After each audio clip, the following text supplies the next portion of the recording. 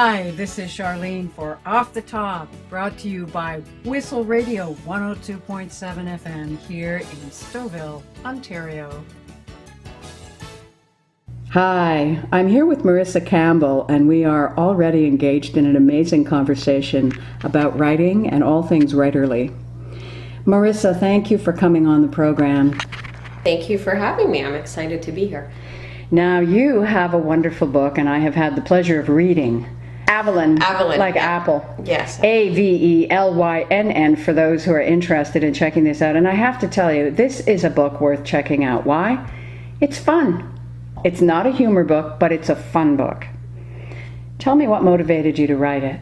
Honestly, I had just finished reading Diana Gabaldon's latest installment in the Outlander series. It was An Echo in the Bone. And I had just bought my hardcover fresh off the shelf. She had just released it, and I blazed through it. And then I sat there and I went, oh, because now it takes Diana many, many years to write the next installment. And I was sitting there going, oh, well, now what do? I have no more books. What can I read? I'm lost. And I decided, you know what? I'm going to write a book.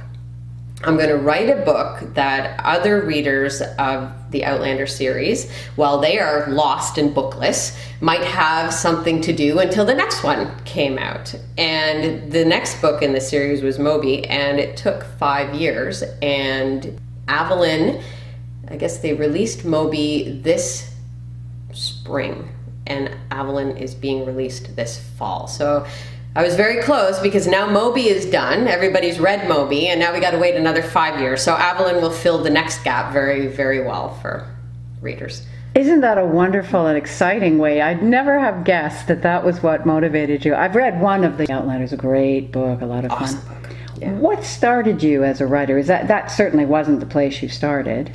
No, I used to freelance a long time ago. If we go back even before that, as an angsty teen, I wrote, very dark, melancholy poetry. Mm-hmm. And then, lovesick songs that rhymed. And, I even had like beats and music in my head that went with them.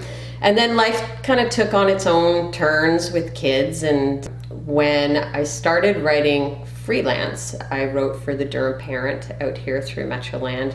I did several articles in local newspapers, and I started teaching yoga. And when I taught yoga, Eckhart Tolle's New Earth, the book, came out. And I said to my girlfriend at the time, who also taught yoga, I said, you know what, this is a great book, and it tells you all about this wonderful place, this new earth. I said, but it doesn't actually help people get there. Mm-hmm. I said, we need to write a book that is very, very accessible and tells people how to actually find the life of fulfillment. And she said, you know what, that's a great idea. So we sat down and we started writing this concept out. And it started with a book of koans. We had 2 words, and we were making sentences and paragraphs, and it was really metaphysical and really deep. And I said, okay, well, this is not accessible at all, so we have to do something completely different. Let's write a story. So we wrote this guide, this conversation between 2 women, and the one woman, Eve, is a little lost, and she's looking for answers, and she meets Grace, who's this enlightened teacher. And it only happens over a day, but through a course of a day, as they walk the sand dunes and stroll along the beach, Grace imparts this wisdom and gives Eve the answer she's been seeking her whole life. We wrote that, and we self-published that because in our mind, we just had to get the message out. It was just important. This message had to get out to the world. We didn't care how it got there, we just knew it had to. And that was called Life, Living, and Fulfillment Every Day. And then many, many years later, about 5 years later, as I said, as I was finishing up An Echo in the Bone, I need another historical fiction.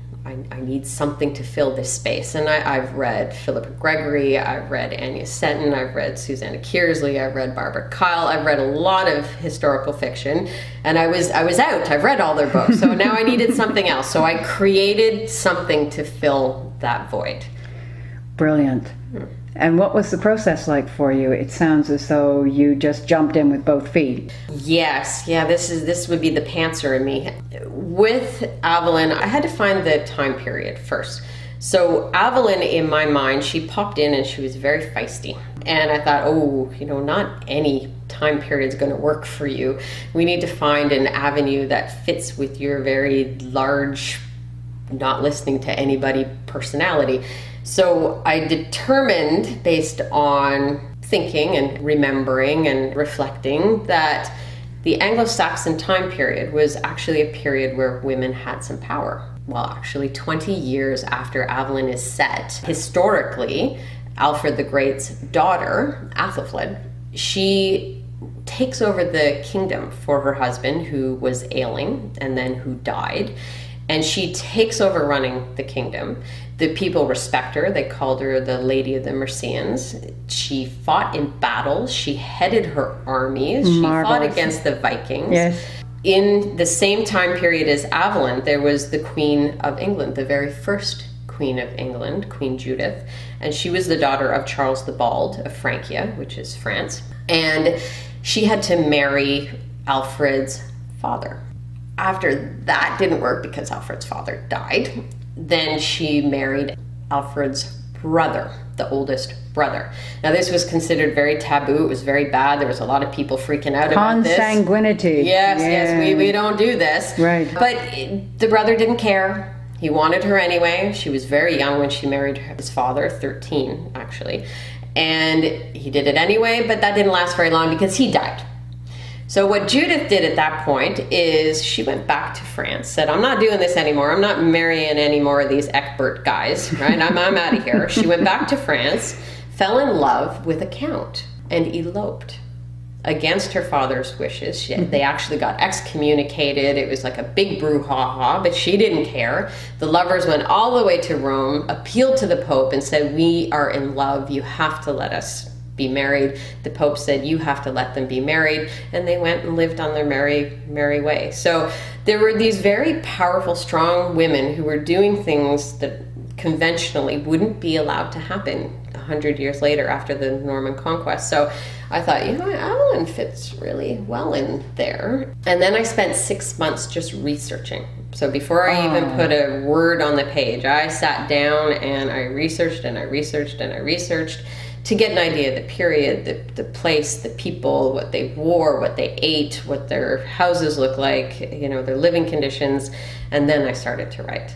And it took about 18 months to write.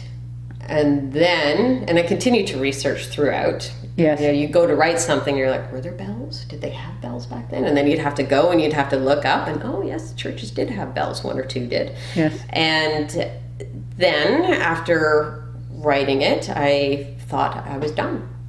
And it was ready to go out in the world. And I sent it out into the world and I kept getting rejection after rejection. I'm like, why don't people want this? This is an awesome book. Mm-hmm. And I realized, okay, rejection means something.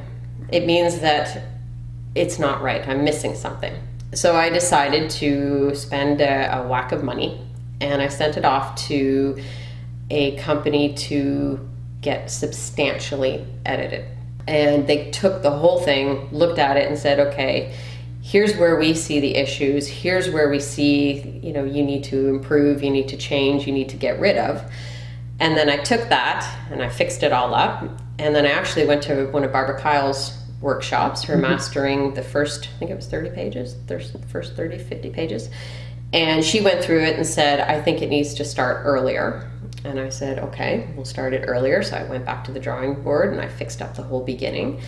And then I sent it off to another lady Barbara Rogan, who I had done an initial kind of assessment with her. And I really respected her writing, her critique, her feedback. So I sent it off to her at this point and said, okay, am I ready yet?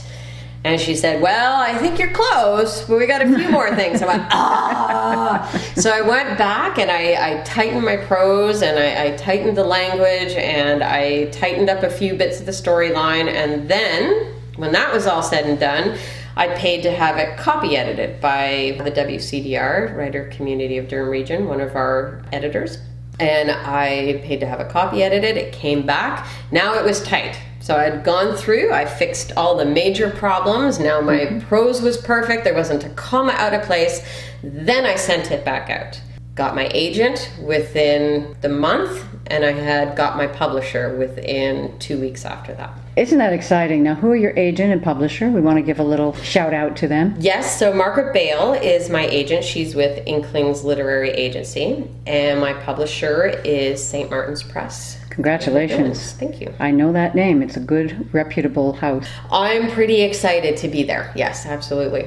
Excellent. Well, congratulations on all of that. Thank you. Now, I can't miss the fact that you keep talking about how much money you spent to get the book published and get it where it needs to be. Yes. And my question is, the bigger question everybody who's in the writing world is asking is, how does that work in terms of return? Well, the old adage, you have to spend money to make it. I have a very unique perspective because with Life, I self-published, and with Avalon, I traditionally published. However, the path to both ends was very similar.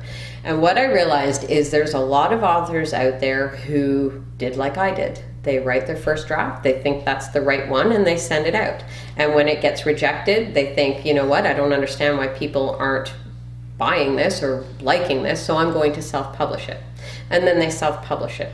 However, and not in all cases, but some cases, it's still a first draft. Mm-hmm. It's really not their best work. But at the time, they didn't know it wasn't their best work. It was the best of the knowledge that they had in that moment. What I have learned is that you can't make shortcuts. This is your career. This is your face. This is your name. This is your brand. This is your image. This is who you are. And if you are not willing to make it the best you can be, and in my mind, you have to compete with every other author out there. So you have to make the final product as finished or as close to possibly finished as you can get. And that involves editing. That involves a lot of editing along the way, and it involves the copy editing. So with Margaret is fantastic. She's an incredible agent. She also teaches English, and she has a very high standard of quality, let's just say. So in order for Margaret to consider it, that book needed to be copy edited. I had to stand out from all the other entries that she was getting, which is 100 emails a day in her inbox. I had to make my entry stand out and let her know that she had very little work to do, because agents are busy people. They have lots of things to do. They don't have time to go through and fix up commas and sentences and words and dangling modifiers. They need something that they can go, wow, I can sell this and I can pitch this now. So that's what I tried to give her. And how does that work out in terms of cash? I'm going to be very crass. I don't need the numbers, but just in terms of what do you have to sell in order for there to be a return for you, or did your advance cover it? I'm hoping that your advance has covered it. A lot of money, it sounds like, because I'm aware of some of the ways that you pursued, and congratulations for that. You pursued this as though it was absolutely what it needs to be. Yeah, I was stubborn, kind of like Avalon in that instance. Yeah. Exactly. And I don't mind talking numbers. So with the substantial editing, I paid about $1,000 for that. And with the copy editing, I paid about $1,000 for that. With Barbara Kyle's workshop, now I can't remember off the top of my head, but it was probably around $100, $200 for that, I believe. It was a weekend event as well. Right. So you workshop with other writers too, and you got their feedback. But Barbara then said, okay, I've gone through this. These are my thoughts. With Barbara Rogan, that was a pretty substantial one too, probably about 500. I'm trying to recall.